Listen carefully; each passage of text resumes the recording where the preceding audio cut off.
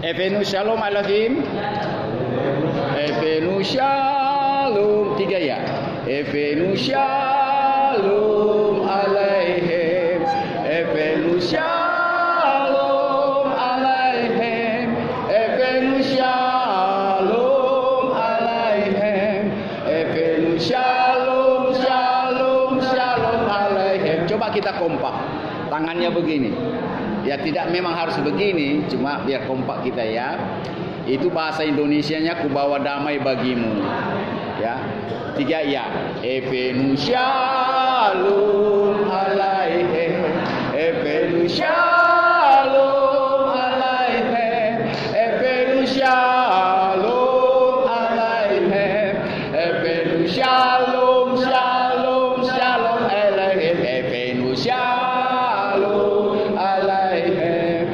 Efenu shalom alaihim. Efenu shalom alaihim. Efenu shalom shalom shalom alaihim. Ku bawa damai bagimu. Ku bawa damai bagimu. Ku bawa damai bagimu. Ku bawa damai damai damai bagimu. Ku bawa damai bagimu.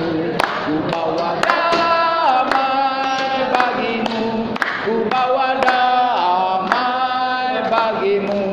Ku bawa damai damai damai bagimu. Ku bawa damai bagimu. Ku bawa damai bagimu. Ku bawa damai bagimu. Ku bawa damai damai damai damai damai bagimu.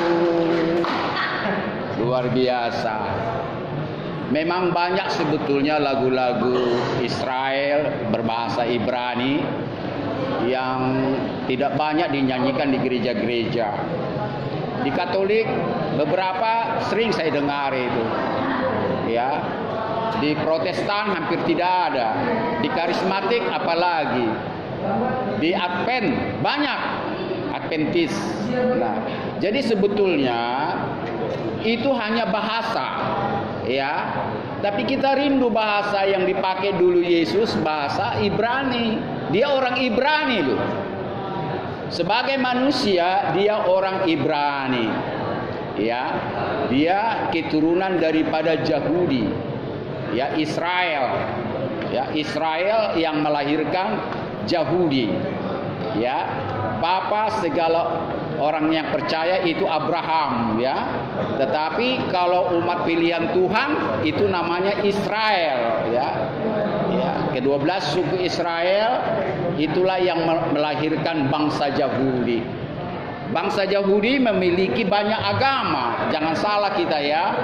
Ada agama Yahudi, agama Islam juga ada, dan agama Kristen dan agama Katolik sekarang ini banyak yang diemban mereka. Jadi kita jangan salah kira itu kalau dibilang orang Yahudi itu orang Nasrani atau sama seperti kita. Enggak. Ya. Saya buktikan dia bukan orang Kristen.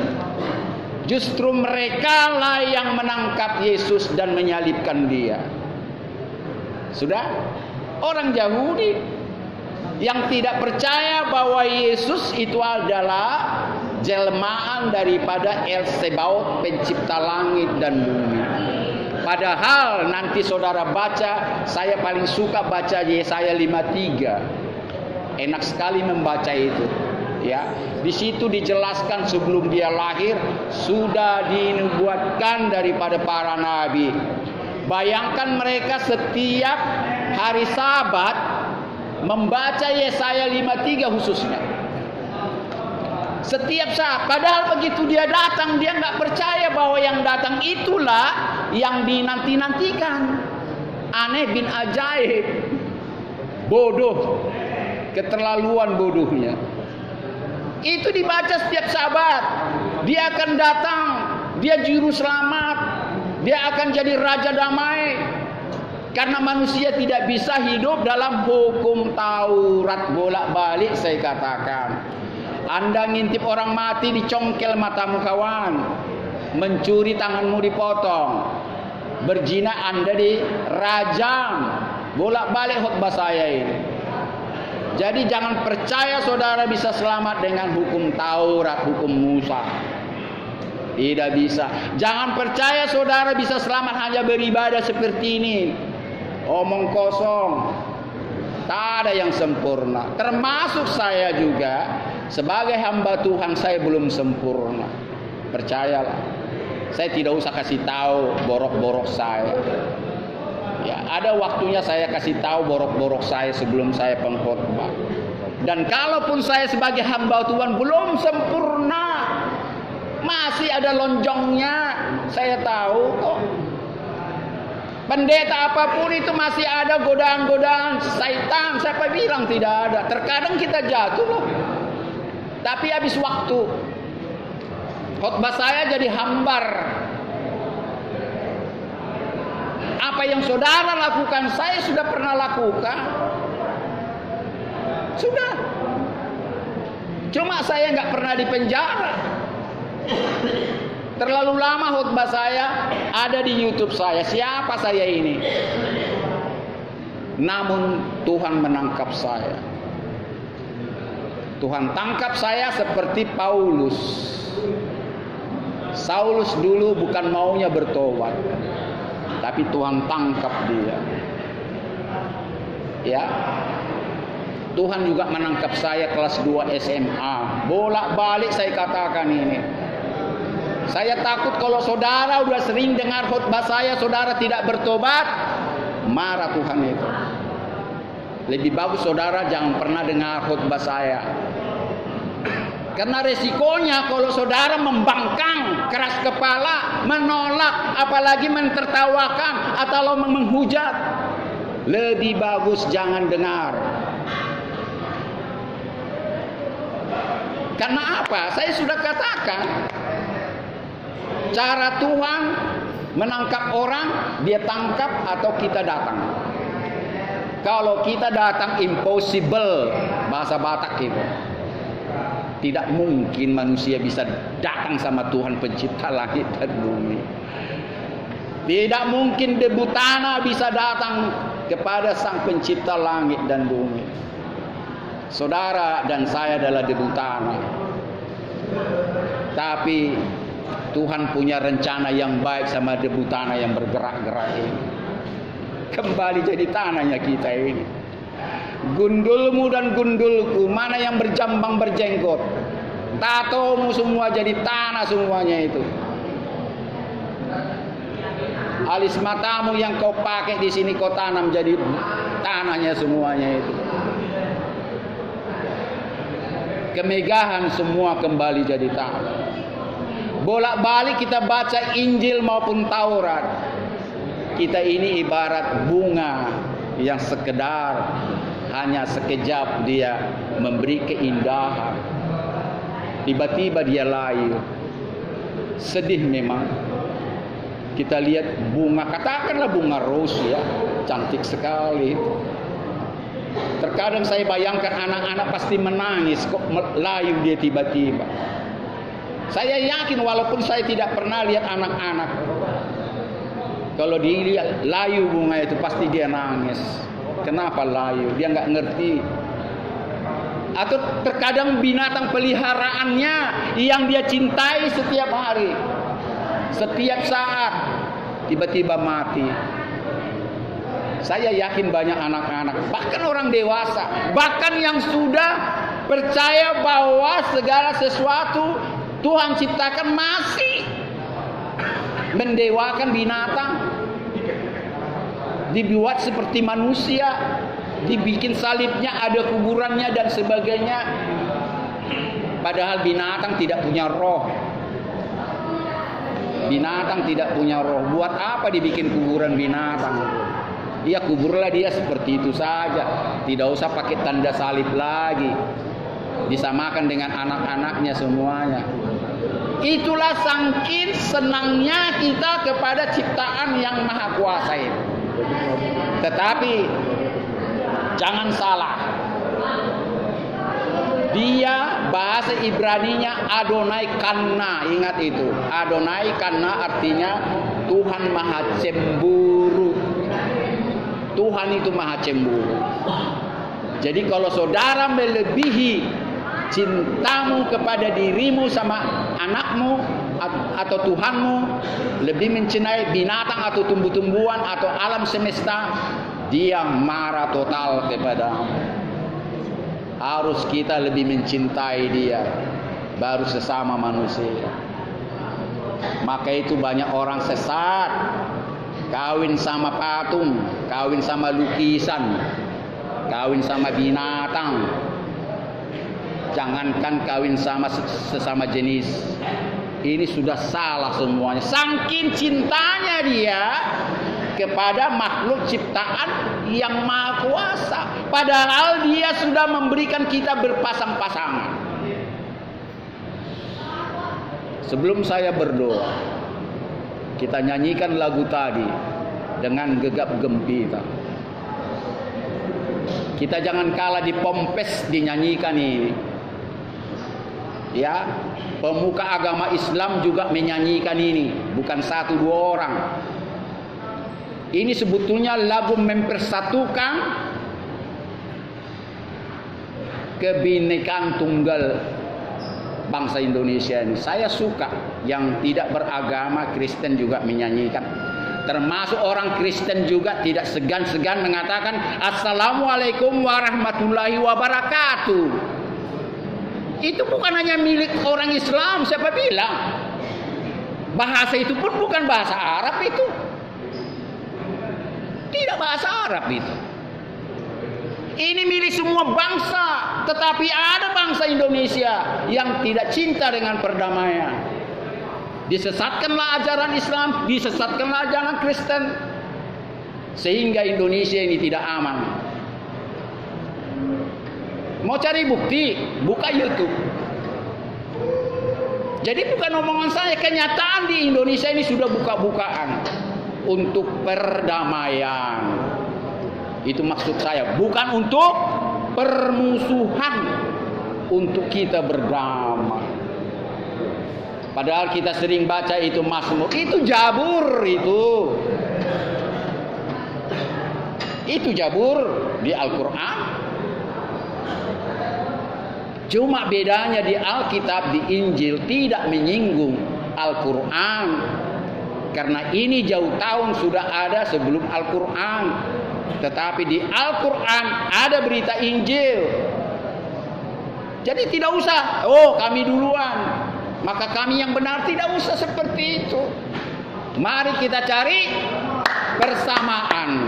Haleluya.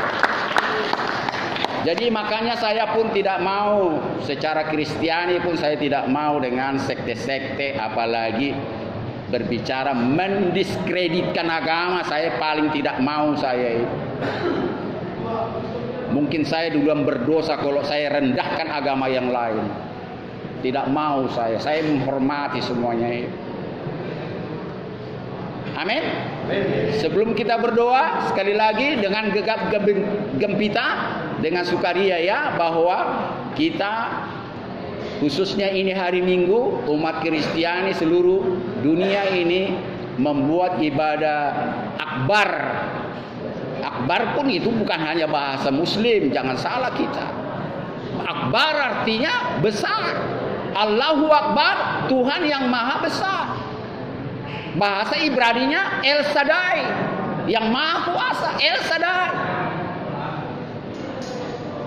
Keburu mati Gus Dur. Gus Dur sosok pemersatu ras dan agama. Salut saya, salut.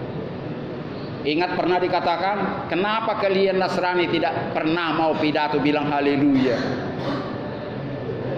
Gak berani kalian bilang shalom alaihim. Kalian mulai hanya kebiasaan Muslim, Assalamualaikum warahmatullahi wabarakatuh. Ada suatu hal yang perlu kita tanyakan. Kenapa ada takut dan sebagainya? Itu ajaran Gus Dur. Presiden loh itu, bukan menteri. Jadi karena itulah Kita ini berbangsa, berbudaya, beragama, mari hidup berdampingan. Karena tidak ada mungkin Indonesia ini bisa satu ras, satu suku, satu agama. Impossible bahasa Bataknya itu. Tidak mungkin. Apa bahasa Cina tidak mungkin? Pengen? Enggak mungkin bahasa Cina itu apa? Saya ingin bahasa-bahasa loh, saya ingat. Mana orang Nias? Nah, bahasa Nias sih, tolong, enggak mungkin itu bahasa Nias apa? Aduh, apalagi.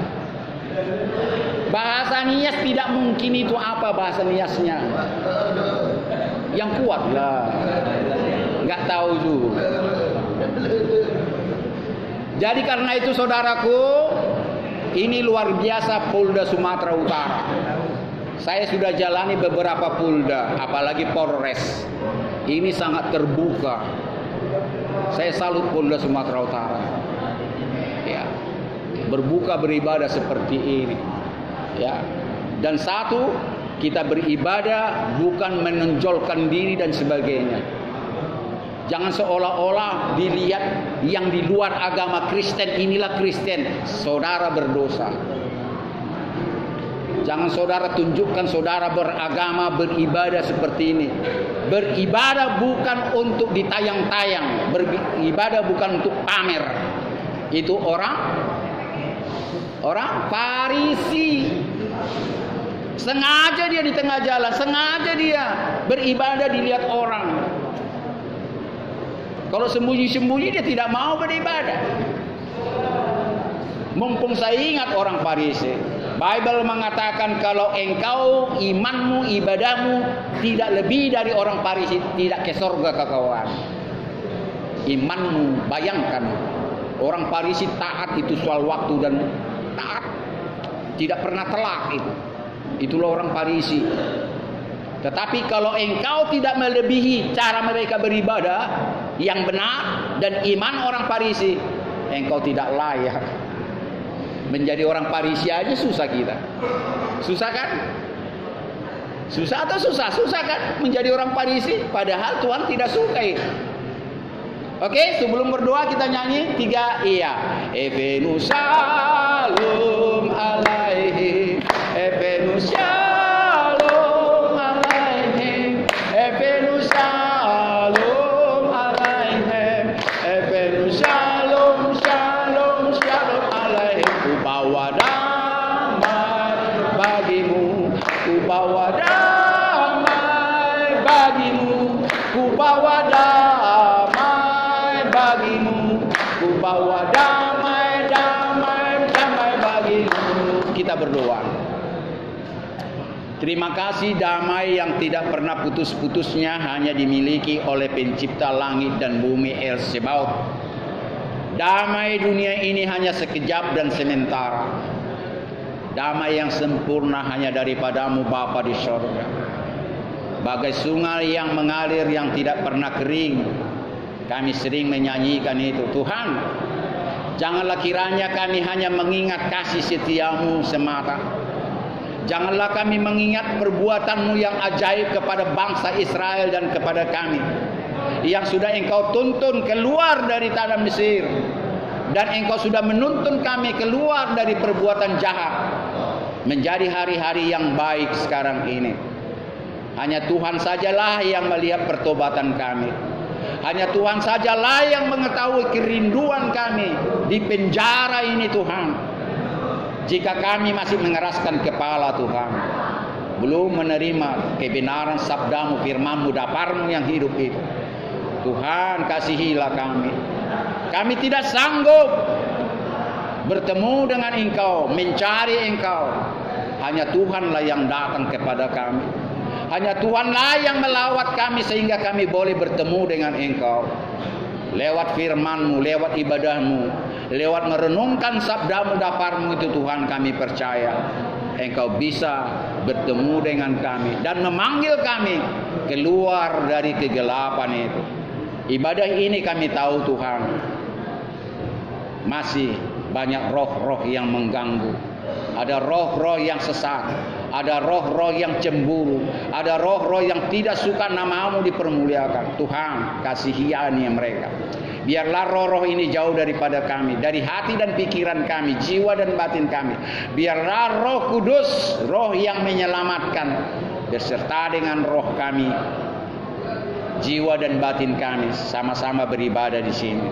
Kami tabiskan ibadah kami ini hanya dalam nama Bapa, Anak, dan Roh Kudus. Haleluya. Amin.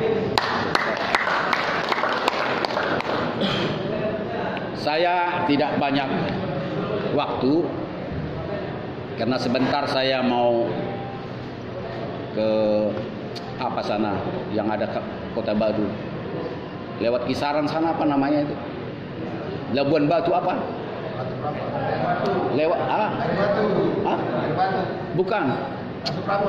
Lewat Antuk Prapat lagi apa itu? Ada batu-batunya itu. Bagan Batu. Jadi izinkan saya tidak lama-lama, tapi ini ada makanan, saya kira cukup ya. Ini berapa jumlahnya?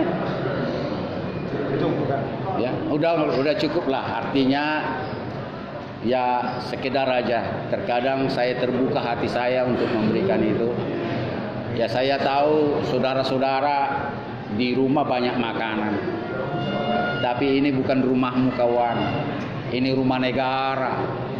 Ya, sampai apa namanya tauco pun ada di rumahmu. Di sini nggak ada tauco. Ya, ini di rumah ibu kita ini andaliman ada, di sini nggak ada andaliman itu. Jadi maklumlah, kalaupun saya bawa, terima kasih. Kalau Pak Polisi tidak usah periksa lagi, karena sudah kenal saya. Ada dulu Pak Polisi tidak kenal saya diperiksa satu-satu, karena mereka berganti-berganti. Saya sudah sering bawa makanan Pak, saya bilang. Tapi polisi ini sudah kenal. Jadi wajar itu kawan. Karena banyak juga pendeta yang kurang ajar. Ya. Ya tidak usah saya sebut namanya. Pendeta yang berbisnis. Jadi kalau bisnis cepat, bisa 0,5 kilo lebih narkoba saya masukkan ke dalam. Betul atau betul? Betul. Ganja bisa saya masukkan. Ya, bisa lewat. Ya, itulah namanya serigala berbulu domba. Saya bawa pendeta, bawa ini, tak taunya saya jual narkoba. Bisa saya cepat kaya? Ya, bisa. Jadi itu saya tidak lakukan. Ya. Jadi ini saya katakan bahwa sukacita yang kita nyanyikan tadi itu jangan pernah saudara lupa. Mungkin baru di penjara ini saudara menyanyikan itu. Betul atau betul? Betul. Jadi itu bahasanya itu, ku bawa damai bagimu. Ya. Jadi lagu pembukaan sebetulnya sangat cocok itu. Ya. Dan khotbah saya terakhir saya mengkritisi, janganlah lagi kita selalu suka lagu-lagu minta berkat dari Tuhan. Jangan. Malas dia dengar kau kawan, percayalah. Kenapa saya bilang malas? Aku sudah lama memberkatimu, asik itu aja lagumu. Tuhan itu baik, Tuhan itu baik.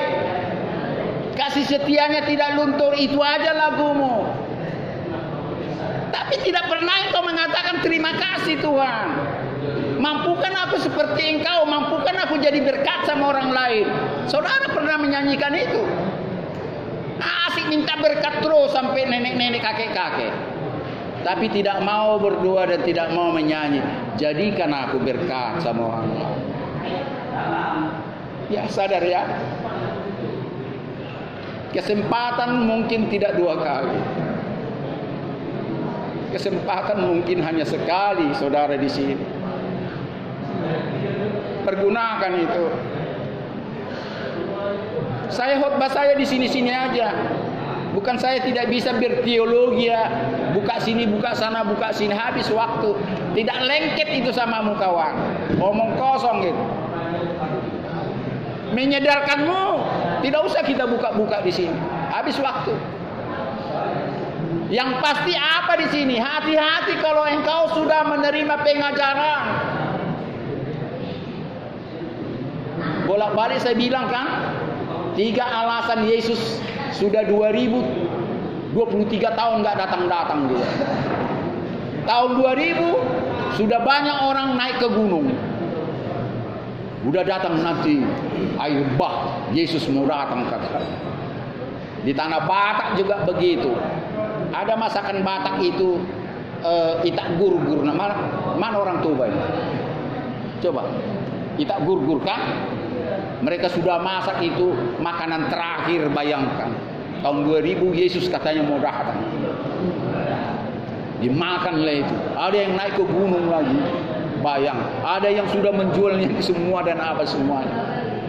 Itu kisah nyata. Jangankan di Indonesia, jangankan di tanah Batak, di seluruh dunia banyak memperkirakan tahun 2000 dulu, kemarin itu 23 tahun yang lalu, dia akan datang katanya. Saya ketawa saja. Kenapa saya ketawa? Salah satu bukti dia belum datang, masih banyak orang belum mendengarkan Injil. Karena firman Tuhan mengatakan Injil harus sampai ke seluruh dunia. Itu aja susah-susah.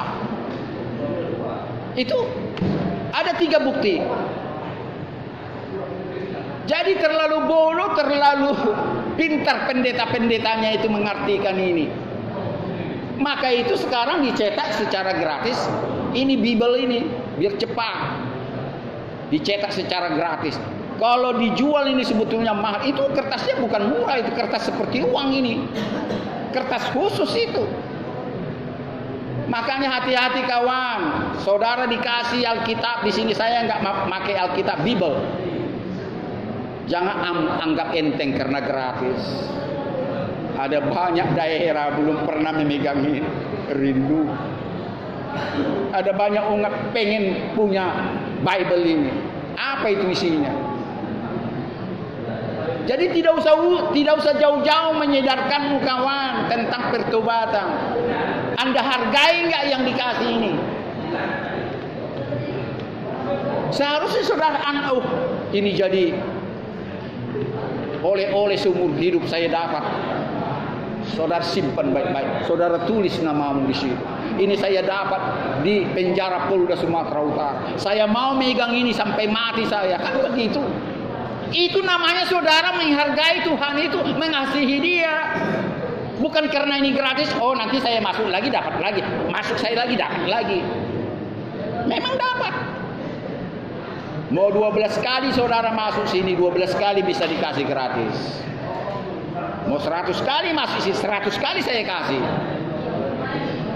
Karena ada badan dunia untuk itu. Badan dunia mengumpulkan uang untuk mencetak itu, dibagikan secara gratis. Kalau saudara beli ini toko buku mahal itu. Apalagi saya baru bawa itu dari Jakarta, Bible yang besar, cetakan terbaru, harganya Rp700.000. Itu yang besar yang biasa saya bawa. Itu harganya Rp700.000. Itu ya tidak pantas dibagikan gini karena besar. Ya kan? Macam mana orang di peperangan, orang di bekerja di hutan sana dan ini bawa yang besar itu. Ini praktis, bisa dikantongi. Makanya ada yang bilang, Pak Pendeta kok kecil kali Bible-nya. Ini diciptakan atau diberikan kepada orang-orang yang terdesak di peperangan atau dalam keadaan alam yang tidak bersahabat, ya, dalam keadaan terdesak gitu, biar bisa dikantongi. Jadi jangan dibilang pelit, enggak, praktis. Termasuk ini dikritisi, kok di HP itu ada Alkitab, Bible itu katanya. Apa salahnya di sini ada Bible? Tinggal tekan tombol keluar dia. Matius 4 ayat 4 tekan gini keluar dia, nggak usah cepat, capek-capek. Lebih praktis. Sekalipun kalau kita pencet tombol yang lain, banyak gambar porno keluar. Tidak menjadi salah. Jadi jangan kita telat mikir, jangan pura-pura suci, tidak mau bikin ayat-ayat yang saudara buka itu di sini. Tergantung Anda kok. Mau tekan yang mana? Yang kiri porno, yang kini Bible, ya udah yang kanan aja buka.